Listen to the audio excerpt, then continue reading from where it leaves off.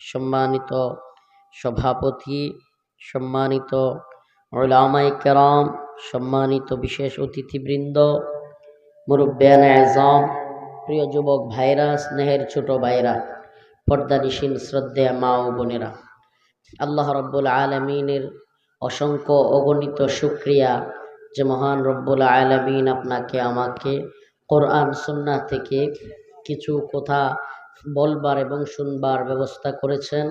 সেজন্য সকলেই অন্তরের অন্তরস্থল থেকে আল্লাহ পাককে জানাবার উদ্দেশ্যেই সকলকে এক বাক্যে স্বতঃস্ফূর্ত আওয়াজ করে বলতে হবে আলহামদুলিল্লাহ। আজকে যেই ভূমিকম্প হইছে, এই ভূমিকম্পের পরে বাইচা আছি, এতেও বলেন আলহামদুলিল্লাহ। সব কিছুর একচ্ছত্র আধিপত্য, একচ্ছত্র নিয়ন্ত্রণ কার হাতে? আল্লাহ পাক এটা মাঝে মাঝে বোঝান আমাদেরকে, মাঝে মাঝে বোঝান যে কেউ ক্ষমতার দাম্ভিকতায় অহংকারে যখন নিজেকে অনেক কিছু মনে করতে থাকে, তখন আল্লাহ পাক গোটা জাতিকে বোঝানোর চেষ্টা করেন যে তোমরাই সব ক্ষমতার মালিক না, সব ক্ষমতার মালিক আমি আল্লাহ। 5.9 মাত্রার ভূমিকম্প হয়েছে। 8 জন মানুষ এখন পর্যন্ত যতটুকু জানতে পারলাম মারা গেছে, কয়েক শত মানুষ আহত হয়েছে। বলেন আল্লাহ না করুক যদি সেটা 7 কিংবা 8 হইতো, কি ভয়ঙ্কর পরিস্থিতি আমাদের জন্য অপেক্ষা করতেছিল। একমাত্র ধর্ম, সুবহানাল্লাহ, আমরা এই ধর্মের অনুসারী, যেই ধর্মের কিতাবের মধ্যে এই ভূকম্পনের কথা আজকে থেকে 15-16 বছর 1500-1600 বছর আগেই লিপিবদ্ধ আছে। সুবহানাল্লাহ।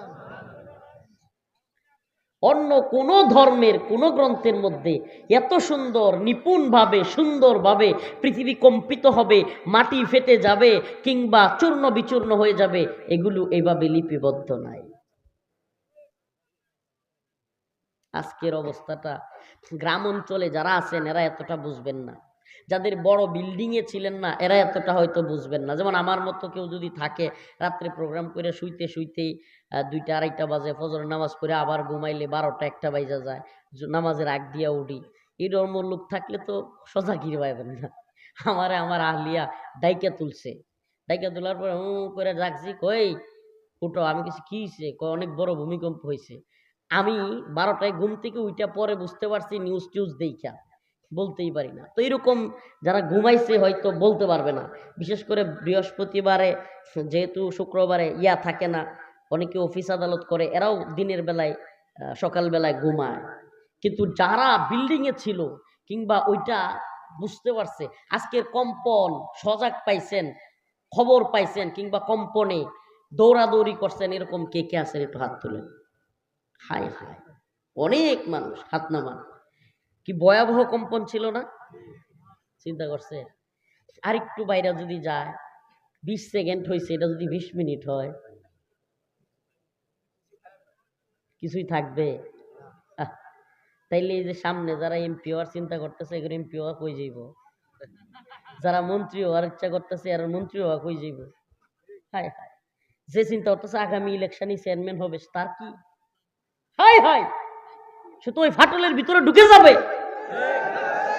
হায় আফসোস, তবুও যদি আমরা বুঝতাম, হায় আফসোস, তবুও যদি আমরা বুঝতাম যে আমি যা চিন্তা করতেছি, যেই ক্ষমতার চিন্তা করতেছি, যে আশা করতেছি, যেই বাড়ি গাড়ি টাকা পয়সা দন দৌলত এগুলোর আশা করতেছি, যেই বাড়ি গাড়ি টাকার জন্য আমি আমার ভাইকে পর্যন্ত খুন করতেছি, আছে না নাই? ফরিদপুর তো মারামারির এলাকা। বাংলাদেশের মধ্যে যে কয়েকটা এলাকায় খুব মারামারি হয়, ব্রাহ্মণবাড়িয়া, নরসিংদী, আরেকটা হইল ফরিদপুর, ভয়ঙ্কর এলাকা। টেডা আর বল্লমের যুদ্ধ, হাসে আবার। ও মুমিন, এক মুমিনের জন্য তো আরেক মুমিনের জান মাল ইজ্জত রক্ত এগুলো হারাম। সবার ঘরে ঘরে টেডা বল্লম রামদা বানায় রাখে। ভাই আপনি কাকে মারার জন্য এগুলো বানাইছেন? কাকে মারবার জন্য? এক মুমিনের কি আরেক মুমিনরে মারা জায়েজ আছে?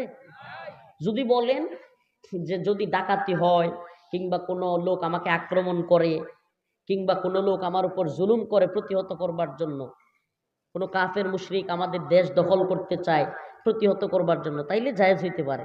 কিন্তু কোনো মুমিন পাশের বাড়ির কোনো প্রতিপক্ষরে দাবরানি দেওয়ার জন্য কিংবা হত্যা করবার জন্য অস্ত্র বানানো উলামায়ে কেরাম আছেন, জায়েজ হবে? আল্লাহ মাফ করুন।